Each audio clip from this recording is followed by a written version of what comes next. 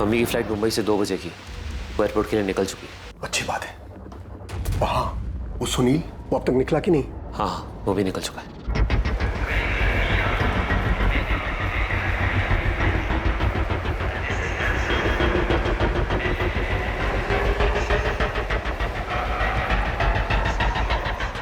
अच्छा, वहाँ कोई पूछताछ के लिए आया था? हाँ, पुलिस का कोई खबरी आया था। ये औरत इन दोनों में से किसी एक के साथ आपके होटल में आई थी क्या? नहीं, मैंने इन तीनों को कभी नहीं देखा। थोड़ा ध्यान से देखिए ना, 24 अप्रैल को आए होंगे। अरे हाँ, याद आया, इस औरत की फोटो मैंने अखबार में देखी थी। हाँ, देखा होगा, इसका मर्डर हो गया। ओह, अच्छा, आपका जरा रजिस्टर चेक करके बताओ ना, शायद आपके ध्यान से निकल गया हो। भरत साहब, रजिस्टर थोड़ा देख लेते तो। वो क्या है ना, पुलिस ना बहुत बेसब्री से ढूंढ रही दोनों को। ठीक है, मैं चेक करता हूँ। कुछ मिला उन्हें? पापा, घबराने की कोई बात नहीं है, उन्हें कुछ नहीं मिला। गौरव ने सब संभाल लिया, सब ठीक है। पुलिस ने शेखर प्रजापति का फोन नंबर सर्विलेंस पर डाल दिया था। उनके मुताबिक ऐसी संभावना थी कि रागिनी ने अपना मोबाइल मार्केट में स्विच ऑफ किया और उसके बाद तय की गई जगह पर वो शेखर से मिली।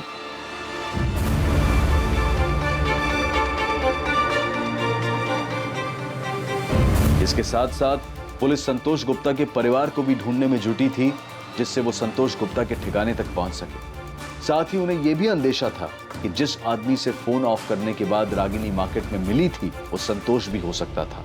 पुलिस संतोष और शेखर को पूरी मेहनत से तलाश कर रही थी, जो अब तक उनकी पहुंच से बाहर थे। सिर्फ ये 2 लोग ही नहीं, बल्कि एक लाश भी उनकी जानकारी, उनकी पहुंच से बाहर थी। एक दूसरी लाश जिसका उन्हें अंदाजा तक नहीं था। जिस तरह पुलिस इस लाश से अनजान थी, ठीक उसी तरह उन 3 लोगों से भी बेखबर थी जो दुबई में जाकर छुप गए थे।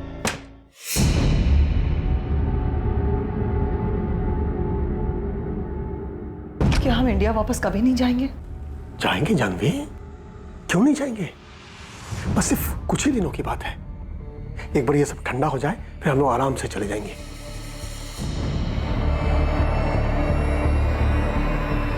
क्या सिर्फ एक ही लाश थी जो पुलिस को अब तक नहीं मिली थी, या फिर और भी लाशें मिलनी बाकी थी? रागिनी उस दिन घर से झूठ बोलकर क्यों निकली थी? वो कहां जाने वाली थी, क्या करने वाली थी, उसका प्लान क्या था? और क्या उसके इस प्लान के बारे में उसके पति प्रशांत को पहले से पता था? सर, मैंने आपको पहले भी बताया था कि 24 अप्रैल को प्रशांत यहीं फैक्ट्री में था, और ये बात 100% सच है। प्रशांत की वाइफ का मर्डर हुआ है, और जिन 2 लोगों के साथ उसका अफेयर चल रहा था, संतोष और शेखर, उन दोनों का कोई अता पता नहीं। तो हो सकता है कि हम एक ही सवाल आपसे बार बार पूछें। अब चूंकि बार बार आप ये सवाल हमसे कर रहे हैं, इसलिए मैंने उसके असिस्टेंट गिरीश से भी पूछताछ की। मैंने उससे पूछा कि 24 अप्रैल को प्रशांत के बर्ताव में कुछ अजीब था क्या? तो क्या बताया गिरीश ने? सर, उसने बताया कि 24 अप्रैल को प्रशांत बार बार आके उससे कुछ ना कुछ पूछ रहा था। अब गिरीश, वो प्राइम चॉइस ऑटोमोबाइल्स का ऑर्डर निकला क्या? हाँ, वो तो कल शाम को ही निकल गया था। शाम को ही? हाँ। और हाँ, ये जेपी स्पेयर पार्ट्स का? सर, वो कैसे निकलेगा? उस ऑर्डर पे तो अभी काम चल रहा है ना। काम हुआ नहीं अभी तक। गिरीश, प्रशांत तुम्हारे पास बार बार आ रहा था, इस बात में क्या अजीब लगा तुम्हें? जिस तरीके से वो उस दिन बार बार आ रहे थे, ऐसा लग रहा था कि वो ये दिखाना चाहते कि वो फैक्ट्री में ही है। मतलब वो अपनी मौजूदगी जताना चाह रहा था कि वो उस दिन फैक्ट्री में है, और ऐसा वो जानबूझ के कर रहा था? अब सर, जो कुछ था हमने बता दिया। क्या बताऊं मैं सुमित्रा, कुछ समझ में नहीं आ रहा मुझे। प्रशांत, आप जितना जानते हैं मैं तो उतना भी नहीं जानती। आपको ये तो पता है कि रागिनी नहीं रही, मुझे तो ये भी नहीं पता कि शेखर कहाँ है। पुलिस 24 घंटे हमारे घर के बाहर खड़ी है। उन्हें लगता है शेखर ने रागिनी को मारा है। प्रशांत? हाँ हाँ हाँ हाँ, सुन रहा हूँ मैं। सुमित्रा, मुझे कुछ नहीं पता शेखर के बारे में। शेखर और रागिनी के बीच जो कुछ भी चल रहा था, वो क्या पिछले साल इंदौर में जीतू की शादी के दौरान शुरू हुआ था? नहीं पता मुझे सुमित्रा, कुछ नहीं पता कब, क्यों और कहाँ ये सब शुरू हुआ। लेकिन प्रशांत, जीतू की शादी में ही तो हम सब पहली बार मिले थे। शिवलाल काका भी यही कह रहे थे कि शेखर और रागिनी उससे पहले कभी नहीं मिले थे। रागिनी मेरे लिए एक पहली थी, पहली है, जान ही नहीं पाया मुझसे।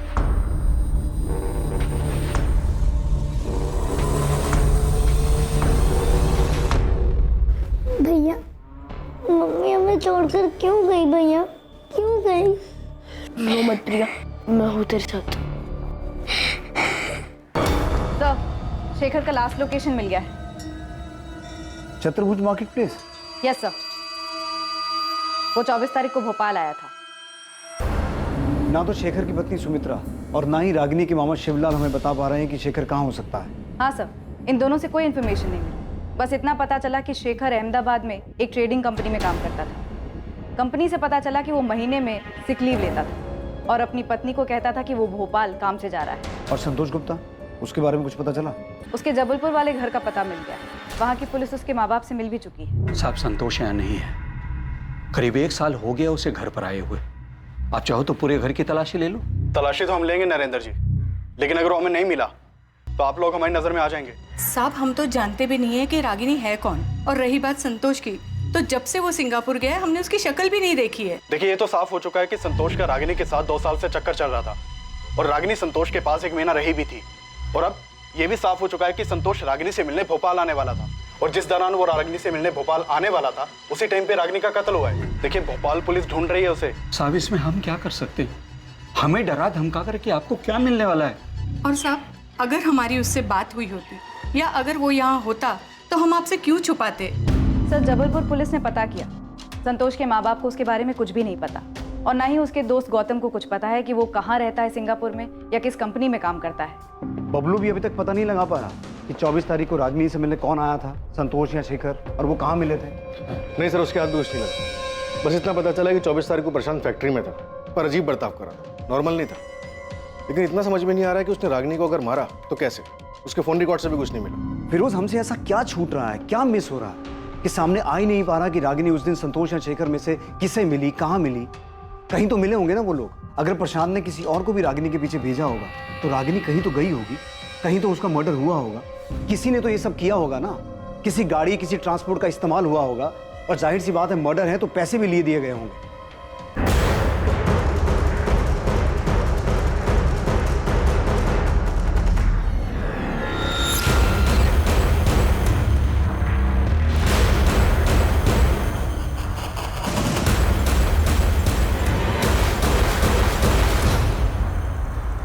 ऐसा कैसे हो सकता है कि मर्डर करने वाले ने कोई गलती नहीं की? वो आराम से छुपा बैठा है, इतनी सफाई से काम किया है कि हमारे हाथ एक क्लू तक नहीं लगा। सर, इंटरनेशनल नंबर है, उठाओ। हेलो सर, मैं संतोष गुप्ता बोल रहा हूँ। संतोष, कहाँ हो तुम? हाँ संतोष, कहाँ हो तुम? सर, मैंने रागिनी को नहीं मारा है। देखिए सर, मैं रागिनी को भोपाल में मिला जरूर था, लेकिन मैंने उसको नहीं मारा। देखिए, मैं रागिनी से प्यार करता था और उससे शादी भी करना चाहता था। संतोष, तुम अभी कहाँ हो? सर, अभी मैं सिंगापुर में हूँ। जब मैंने न्यूज़ देखा कि रागिनी का किसी ने मर्डर कर दिया है तो 30 तारीख को मैं सिंगापुर वापस आ गया था। तुम रागिनी से मिले थे? हाँ, 23 तारीख को भोपाल में मैं रागिनी से मिला था। रागिनी, मुझे सिंगापुर में नई जॉब मिल गई है और सैलरी भी बहुत अच्छी है। तुम चलो ना मेरे साथ सिंगापुर, हम दोनों बहुत खुश रहेंगे। संतोष, इतने दिनों बाद तुम्हें देखकर बहुत अच्छा लग रहा है। तो फिर चलो ना मेरे साथ रागिनी। रागिनी, मैं तुमसे बहुत प्यार करता हूँ और मुझे हमेशा से ही लगता है कि हम दोनों एक दूसरे के लिए ही बने। किस्मत ने हमें फिर से मिलाया है। इस बार मौका हाथ से मत जाने दो। 2 साल पहले भी मैंने तुम्हें मनाने की कोशिश की थी कि शादी कर लेते, नई दुनिया, नया घर बनाते। रागिनी, हम जबलपुर चलते हैं, वहाँ चल के शादी कर लेते। वहाँ पे मेरा अपना घर है, मम्मी है, पापा है, वहाँ कोई प्रॉब्लम नहीं होगी। नहीं संतोष, मैं अपने घर जाऊंगी। पर क्यों? वो घर तो तुमने छोड़ दिया ना रागिनी, फिर क्यों वापस जाना चाहती हो? बच्चों के लिए, मुझे उनकी याद आ रही है। रागिनी, पूरा 1 महीना हो गया तुमको घर छोड़े हुए और इस 1 महीने में ना तो तुम्हारे पति ने तुमको ढूंढने की कोशिश की है, ना ही तुम्हारे बच्चों ने। फिर क्यों जाना चाहती हो उस घर में? देखो संतोष, मुझे प्रशांत की चिंता नहीं है, पर राजू और प्रिया मेरे बच्चे हैं। अब तक तो प्रशांत ने उन्हें बता दिया होगा कि मैं उन्हें छोड़कर चली गई। रागिनी, मेरी बात समझने की कोशिश करो। तुम्हें लाइफ में क्या चाहिए? तुम प्रशांत के साथ खुश नहीं थी इसलिए मेरे पास आई ना। अब मेरे पास खुश हो तो खुश रहो ना। रागिनी, मैं तुमको बहुत प्यार करता हूँ, तुमको जिंदगी भर खुश रखूंगा। एक काम करते हैं, हम अभी शादी करते हैं आज। नहीं संतोष, बेहतर यही होगा कि मैं अपने घर चली जाऊं। रागिनी, मैं तुम्हारे बिना नहीं रह सकता और मैं फिजिकल रिलेशन की बात नहीं कर रहा हूँ, सारी जिंदगी साथ देने की बात कर रहा हूँ।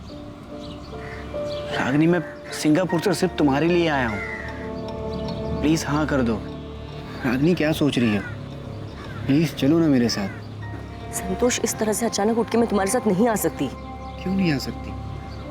2 साल पहले भी तो अचानक ही होशंगाबाद आई थी ना मेरे पास। तुमने मुझे तक नहीं बताया था, सीधा आके डोरबेल बजाई थी। और जब मैंने दरवाजा खोला तो सामने तुम खड़ी थी। फिर अब क्यों नहीं? संतोष, मुझे सोचने के लिए थोड़ा वक्त चाहिए। रागनी 2 साल हो गया। ठीक है, तुम्हें जितना वक्त चाहिए तुम ले लो, लेकिन मैं भी तब तक यहाँ से नहीं जाऊंगा जब तक तुम हाँ नहीं कर देती। मैंने उसे मनाने की हर मुमकिन कोशिश की, पर वो मेरे साथ नहीं आई। मैं भोपाल में ही था। उसकी हाँ सुनने के लिए उसे फ़ोन करता रहा, उसने मेरा फ़ोन ही नहीं उठाया। और 24 के बाद तो उसका फ़ोन ही स्विच ऑफ हो गया। तो तुम तब भी भोपाल में ही थे? हाँ, मैं भोपाल में था, होशंगाबाद में। और फिर मैंने न्यूज़ देखी कि रागिनी का मर्डर हो गया, तो मुझे लगा रुकने का कोई मतलब नहीं है, इसलिए मैं वापस सिंगापुर आ गया। संतोष गुप्ता, तुम्हारी ये सफाई काफ़ी नहीं है। ये बिल्कुल मत समझना कि तुमने सामने से फ़ोन किया है तो तुमने जो भी कहा उस पर हमने पूरी तरह से यकीन कर लिया। और इस गलत फहमी में तो बिल्कुल मत रहना कि तुम सिंगापुर में हो तो हम तुम्हें छू नहीं पाएंगे।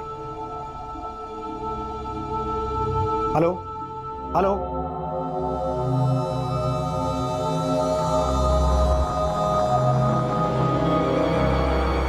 फिर इसके बाद वहीं तक सच होगी जहां तक ये रागिनी को मना रहा है। रागिनी के मना करने और इसकी ये बात मान लेने की कहानी सब बकवास है। हो सकता है बकवास हो फिरोज, पर मुझे ये रागिनी समझ में नहीं आ रही। क्या औरत थी ये? एक तरफ शेखर, एक तरफ संतोष, 2 बच्चे भी थे। ये कर क्या रही थी? चाहती क्या थी? सर, राजनगर पुलिस स्टेशन से फोन आया था। उन्हें एक डेड बॉडी मिली है। किसकी? शेखर प्रजापति की। डेड बॉडी बोरी में थी।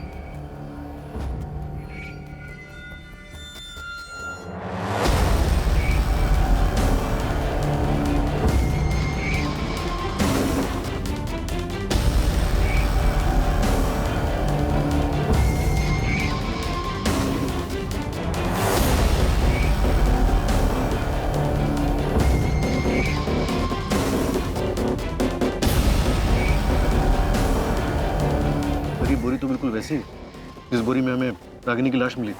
बड़ी हालत देख रहे हो? जिस तरह से डिकम्पोज हुई है, उसे देखकर साफ लग रहा है कि इसका मर्डर भी काफी दिन पहले हो चुका है।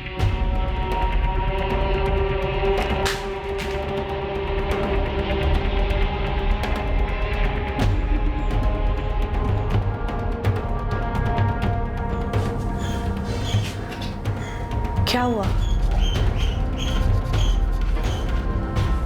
क्या हुआ? पुलिस को शेखर की डेड बॉडी मिली।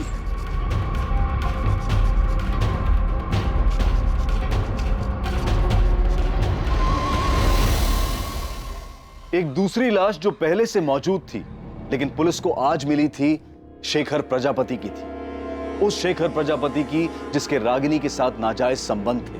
पहले रागिनी की लाश मिलती है जिसकी बेरहमी से गला दबाकर हत्या की गई, और फिर कुछ दिन बाद शेखर की लाश सामने आती है। अब पुलिस के लिए इस केस में 2 अहम संदिग्ध होने वाले थे। पहला रागिनी का पति प्रशांत और दूसरा उसका चाहने वाला संतोष गुप्ता, जो पहले ही सिंगापुर जा चुका था। शेखर की मौत का कारण पुलिस के लिए एक और बड़ा झटका साबित होने वाला था।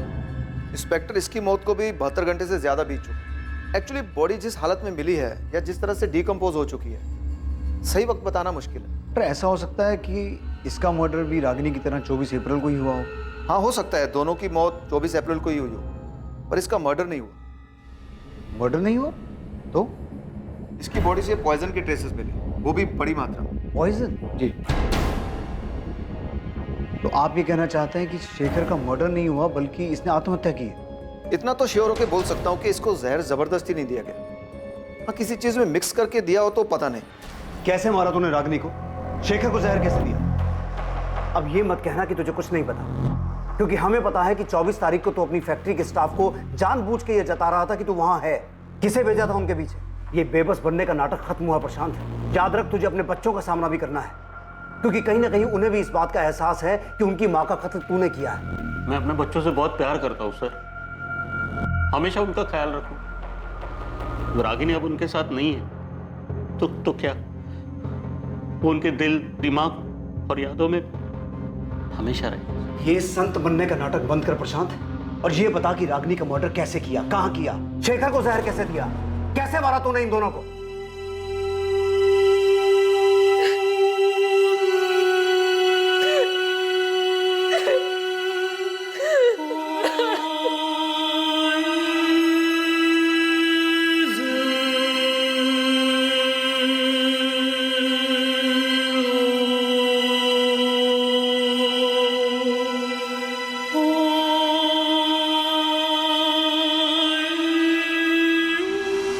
तेरे बच्चे राजू और प्रिया, शेखर की बेटी नेहा, इन सब मासूमों की जिंदगी बर्बाद कर दी। नहीं की सर, मैंने किसी की जिंदगी बर्बाद, किसी को कोई दुख नहीं दिया मैंने सर। रागिनी ने सब बर्बाद किया सर।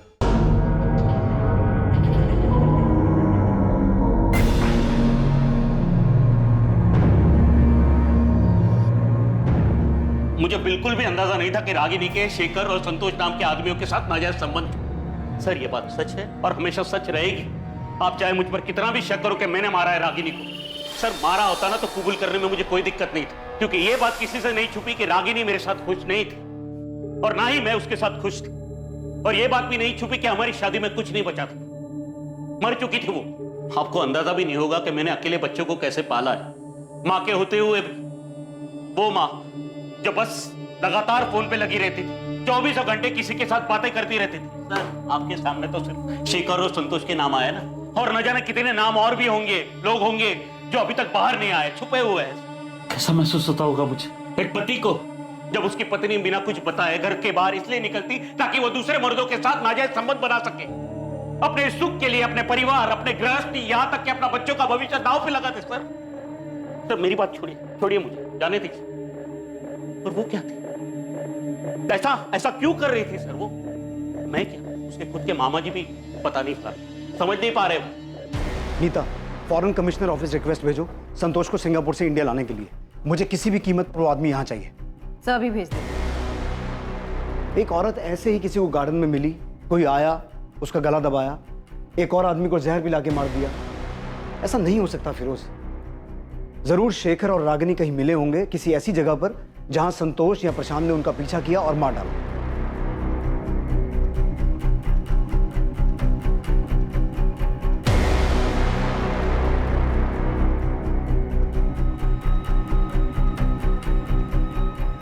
बबलू से कहो एक टीम से काम नहीं हो रहा, 10 लगाए, और चाहिए और लगाए, लेकिन किसी भी तरीके से यह पता लगाए कि उस दिन शेखर और रागिनी कहां गए। कोई तो ऐसा होटल या लॉज होगा जहां उनका पीछा किया गया, दोनों का मर्डर किया गया। सर मैंने रागिनी और शेखर की पोस्टमार्टम रिपोर्ट पढ़ी थी।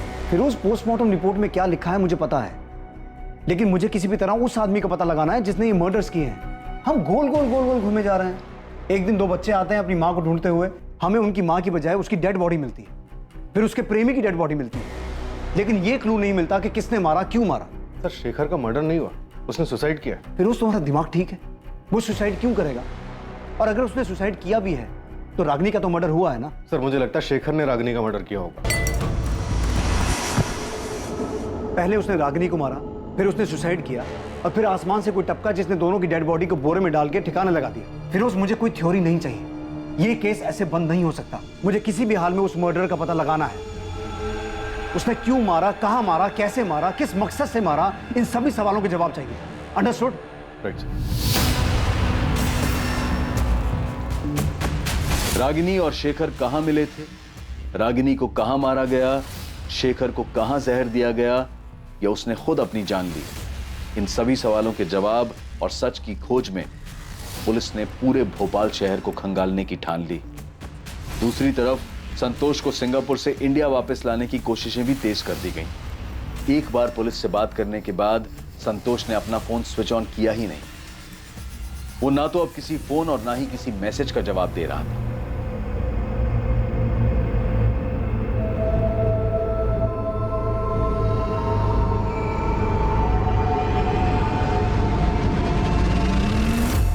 सर बबलू बोल रहा है कि हमें होटल डीटी प्लाजा एक बार देख लेना चाहिए। क्यों, कुछ मिला तुझे वहां? नहीं सर, कुछ नहीं मिला, इसी के लिए तो बोल रहा हूँ सर। बबलू अंधेरे में तीर मत चला, मुझे इस केस में स्ट्रॉन्ग लीड चाहिए। इस बात की लीड कहीं से नहीं मिल पा रही है कि रागिनी और शेखर मार्केट में मिलने के बाद गए कहाँ। सर मैंने हर लॉज छान मारा, डीटी प्लाजा आपके सामने इसलिए रख रहा हूँ क्योंकि सर इसका जो मैनेजर है गौरव सिंधिया वो मुझे रजिस्टर दिखलाने से मना कर रहा है। 24 तारीख को रागिनी और शेखर नाम से कोई एंट्री नहीं है रजिस्टर में। मैंने चेक किया है, वो लोग यहाँ पे नहीं आए। अरे हाँ, तो कौन सा असली नाम लिखवाने वाले थे रजिस्टर में? नाम बदल के आए होंगे। हाँ, अगर नाम बदल के भी रहते तो शक्ल तो याद रहती ना। और वैसे भी 24 तारीख को होटल पूरा खाली ही था। मैं कह रहा हूँ ना कि वो लोग यहाँ पे नहीं आए। सर ये बोल के उसने मुझे डरका दिया, पर छोटा सा होटल है और फील्डिंग की तो पता चला होटल में काम करने वाला एक बंदा है सुनील मीना नाम का, जो लंबी छुट्टी पर गया है। बबलू भाई झोल क्या है वो तो पता नहीं, लेकिन उस होटल में एक वर्कर सुनील मीना 27 अप्रैल से गायब है। गायब है मतलब लंबी छुट्टी पे।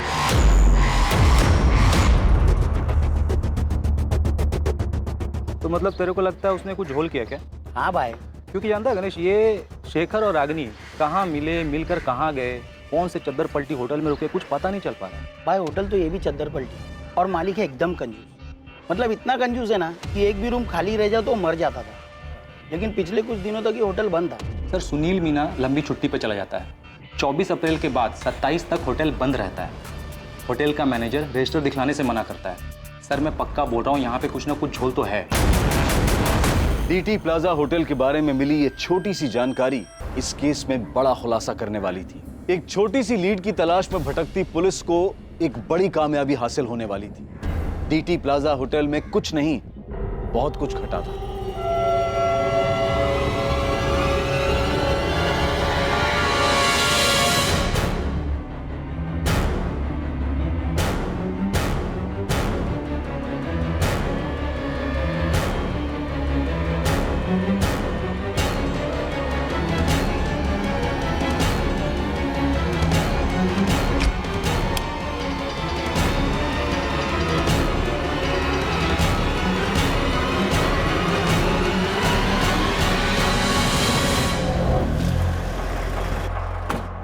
तो ही है ना गौरव सिंधिया, यहाँ का मैनेजर। हमारे आदमी को रजिस्टर क्यों नहीं दिखा रहा था? चल रजिस्टर निकाल। सब ये रहा।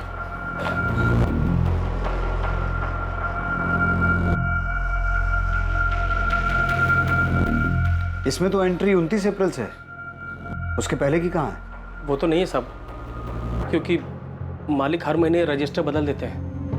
हिसाब किताब के लिए पुराना रजिस्टर साथ ले जाते हैं सब। पुराना रजिस्टर अपने साथ ले जाते हैं, लेकिन अप्रैल का महीना 30 का होता है और इसमें एंट्री 29 तारीख से है। तो नया रजिस्टर लगाने के लिए महीना खत्म होने का इंतजार क्यों नहीं किया? सब वो इस बार थोड़ा जल्दी ले गए सब। सुनील मीना नाम का एम्प्लॉय यहीं काम करता है ना?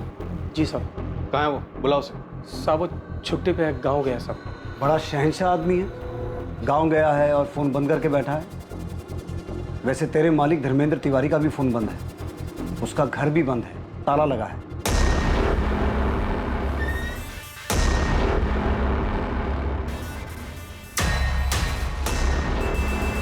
तेरा मालिक भी गांव गया है, चल कर आया।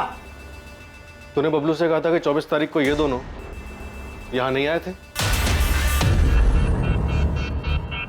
सीधा सीधा बोल, धर्मेंद्र तिवारी और सुनील मीना कहाँ हैं, वरना तुझे भी गांव भेज दूंगा और कभी वापस नहीं आ पाएगा। मालिक अपनी फैमिली के साथ दुबई भाग गए सब, और सुनील अपने गांव गया है सागर।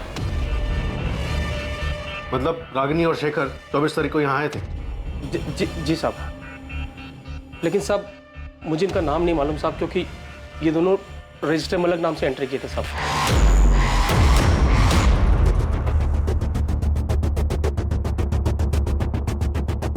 इन दोनों को किसने मारा? इसने या इसने?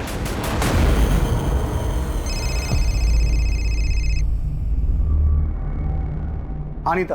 कैलाश मौर्य नाम का एक आदमी आया है। कौन है? सर ये 24 तारीख को डीटी प्लाजा में था। बोल रहा है इसने रागिनी और शेखर को देखा था रूम नंबर 104 में। हमें भी यहाँ बहुत कुछ मिला है। रागिनी और शेखर 104 नंबर में रुके थे।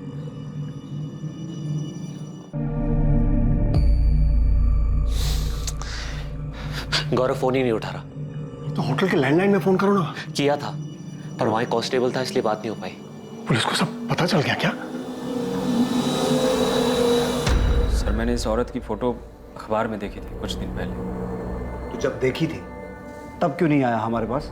सर मैं बहुत डर गया था। उस दिन मैं डीटी प्लाजा में रूम नंबर 102 में रुका था। वो मैं मैं क्या?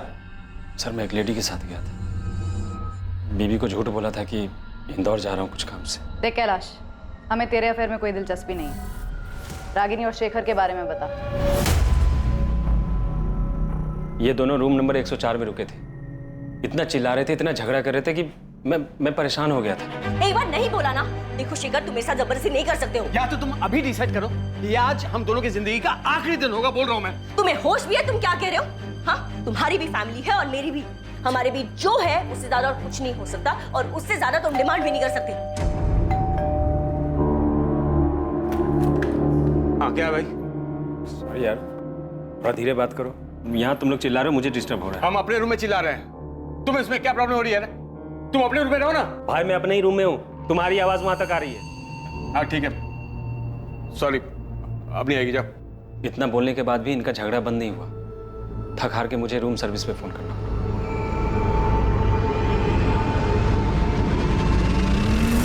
यही था वो आदमी? रूम सर्विस वाला जिसे तुमने बुलाया था? हाँ सर, यही था। शेखर, अब तुम मेरी नाक में दम कर रहे हो, इरिटेट कर रहे हो मुझे। तो अब मैं प्रशांत की जगह ले ली, मैं तुम्हें परेशान कर रहा हूँ। हाँ शेखर, मैं अपनी पूरी जिंदगी तुम्हारे साथ नहीं बिताना चाहती हूँ। अभी सब कुछ कितना अच्छा है हमारे बीच। तुम मतलब तुम ये चाहती हो कि मैं अहमदाबाद से अपने 20 बच्चों को छोड़कर तुम्हें खुश करने यहाँ आता रहूं, और तुम मेरी खुशी का बिल्कुल ध्यान नहीं रखोगी? एक मिनट, मैं भी अपने पति और बच्चों को छोड़कर आ रही हूँ यहाँ, और तुम यहाँ सिर्फ मेरी खुशी के लिए नहीं, अपनी खुशी के लिए भी आते हो। और हमेशा से यही रहा था हमारे बीच, और यही रहेगा। और इस तरह तुम नहीं मांग सकते। मांग सकता हूँ, बिल्कुल मांग सकता हूँ। मैं तुमसे शादी करना चाहता हूँ, इसी वक्त तुम्हें हाँ बोलना पड़ेगा, तुम मना नहीं कर सकते। तुम होश में तो हो तुम? हमारे बीच शादी की बात कब हुई थी? मैंने कभी तुमसे कहा कि मैं तुमसे शादी करना चाहती हूँ? एक शादी करके देख ली है मैंने, और अब तक पछता रही हूँ। बच्चे हैं इसलिए झेल रही हूँ। लेकिन मैं तुम्हारे ये नखरे नहीं झेलूंगा रागिनी। क्या हुआ? सर, सामने वाला थोड़ा परेशान हो रहा है, थोड़ा धीरे बात कीजिए ना। हाँ ठीक है, ठीक है, ठीक। Thank you. फिर रात के करीब 12 साढ़े 12 बजे के बाद उस कमरे से आवाज आनी बिल्कुल बंद हो गई। फिर मैंने सुबह 7 बजे होटल छोड़ दिया। तुम्हारे साथ कौन थी उस दिन? वो लेडी? प्लीज मैडम, इसमें हमें मत घसीटिए। वो भी शादीशुदा है और मैं भी। बेकार में हम दोनों के घर टूट जाएंगे। तुझे अपना बयान डिटेल में लिखवाना होगा। अगर तू हमारे पास पहले आ गया होता ना, तो ये केस बहुत पहले सॉल्व हो गया होता। सुनील मीना जो सागर में अपना मोबाइल बंद करके बैठा था, पुलिस ने उसे सागर के ही उसके घर से अरेस्ट किया। रागिनी के कत्ल और शेखर की मौत का सच चौंका देने वाला था। क्या हुआ था टीटी प्लाजा में? और सुनील मीणा हमारे कब्जे में है, तो ये मत समझना दुबई में बैठा तेरा मालिक तुझे बचा लेगा। मैडम साहब, मैं तो सिर्फ नमक का फर्ज अदा कर रहा हूँ साहब। उनको मारने मेरा हाथ नहीं है साहब, मैंने नहीं मारा। ये डायलॉग बाजी बंद कर। अगर तेरा हाथ नहीं है तो रागिनी और शेखर को मारा किसने? होटल में से किसी का हाथ नहीं साहब, किसी ने नहीं मारा। तो फिर रागिनी और शेखर मरे कैसे? साहब 25 तारीख की सुबह जब सुनील रूम सर्विस के लिए गया था साहब, तो वो लोग दरवाजा ही नहीं खोल रहे थे साहब।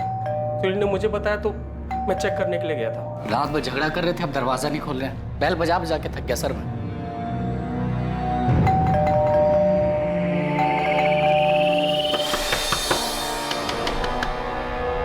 चंद्रप्रकाश जी, गरिमा जी, हम समझ ही नहीं पा रहे थे वो दरवाजा क्यों नहीं खोल रहे। जब उन्होंने दरवाजा खोला नहीं था तब मैंने मास्टर की से साहब, मैंने तुरंत तिवारी जी को फोन किया साहब। वो फौरन अपने बेटे करण के साथ होटल आ गए।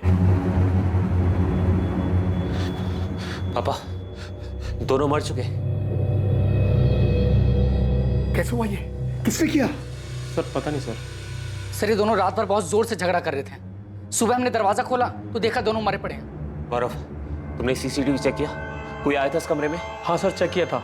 कमरे में कोई नहीं आया था, कमरा अंदर से बंद था सर। हमने खुद मास्टर की से दरवाजा खोला है सर। सर इन दोनों के बीच में बहुत जोर से लड़ाई चल रही थी। मैंने सुना था ये आदमी इस औरत को शादी के लिए बोल रहा था और ये औरत बार बार मना कर रही थी। पापा एक मिनट, ये बोतल देखिए, इसमें शायद जहर था।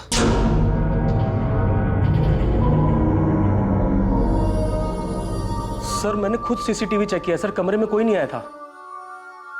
सर हो सकता है इस आदमी ने पहले उस औरत को मारा हो और बाद में जहर पी लिया। Oh my God! सर ये देखिए एंट्री।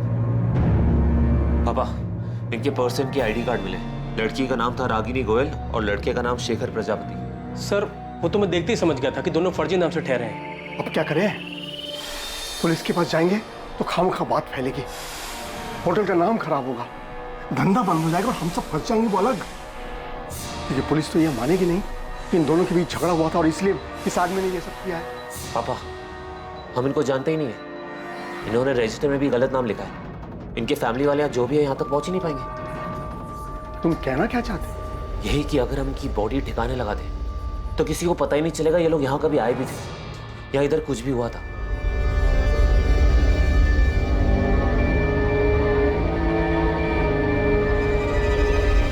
सर, इस सुनील ने कबूल किया किसने लाश ठिकाने लगाई थी। बोल।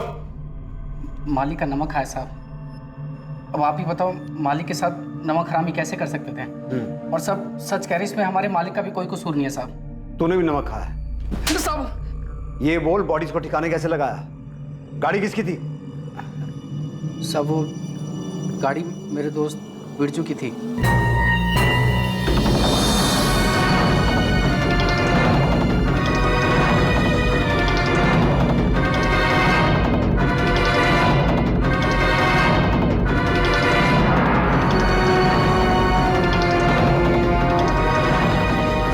सब पहले हमने उस औरत की बॉडी को हुसैन नगर के नाले में फेंका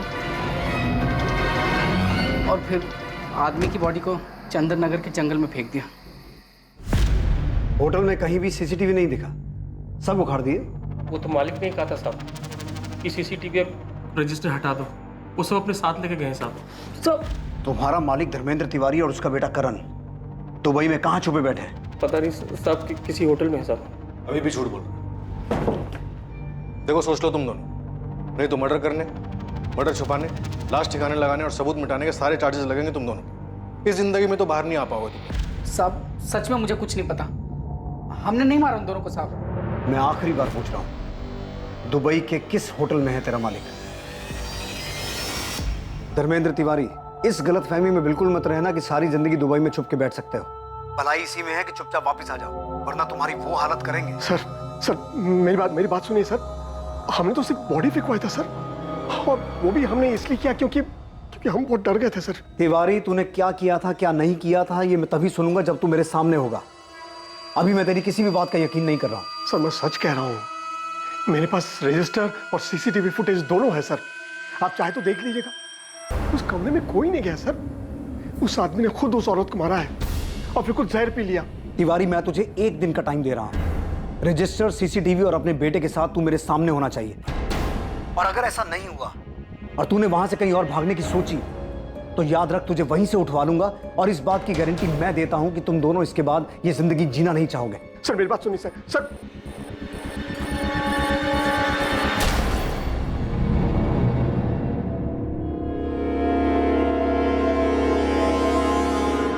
सर, मैंने जो पोस्टमार्टम रिपोर्ट देख के फिगर आउट किया था वो थ्योरी नहीं, सच था। मैं तुमसे शादी करना चाहता हूँ, इसी वक्त तुम्हें हाँ बोलना पड़ेगा, तुम मना नहीं कर सकते। तुम एक बार नहीं बोला ना। देखो शेखर, तुम ऐसा जबरदस्ती नहीं कर सकते हो।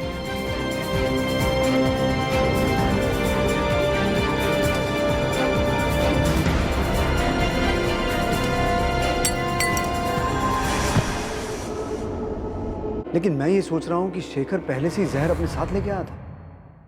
मतलब उसने सोच रखा था कि अगर रागिनी ने शादी के लिए हाँ की तो ठीक, वरना वो उसे और अपने आप को मार देगा। करो या मरो वाली हालत। सुमित्रा और उसकी बेटी नेहा के लिए यकीन करना मुश्किल हो रहा था कि शेखर उन्हें धोखा दे रहा था, और उससे भी आगे बढ़कर उसने एक ऐसा जुर्म किया जिससे वो दोनों शायद जिंदगी भर नहीं उभर पाएंगे। प्रशांत और रागिनी के मामा शिवलाल के लिए रागिनी को समझना पहले ही मुश्किल था, और अब शेखर के हाथों हुई उसकी हत्या ने उन्हें और भी सोच में डाल दिया कि आखिर रागिनी चाहती क्या थी, कर क्या रही थी।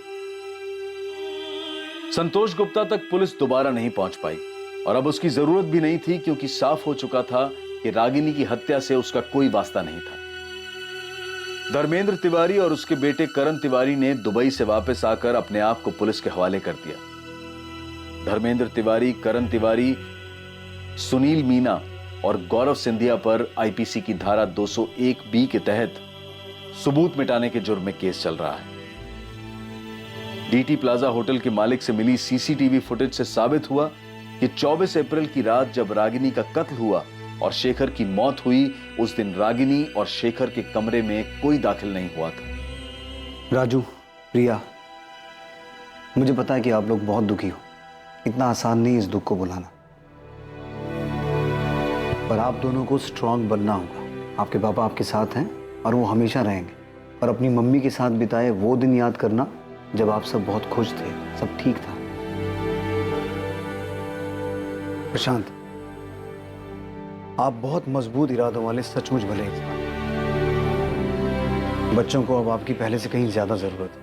वो दुखी हैं, सदमे में हैं, उनका ध्यान रखना।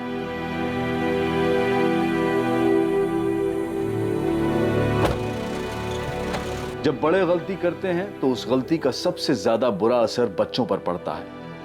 जब घर के स्तंभ, घर की नींव, माता पिता एक गलत रास्ता चुनते हैं, जो रास्ता उन्हें परिवार से दूर ले जाता है, तब पीछे छूट जाते हैं मासूम बच्चे, जिनकी जिंदगी तहस नहस हो जाती है। परिवार एक इमारत की तरह से होता है जिसे सब लोग मिलकर मजबूत बनाते हैं। ये इमारत प्यार, लगाव, फिक्र और सम्मान पर टिकी होती है।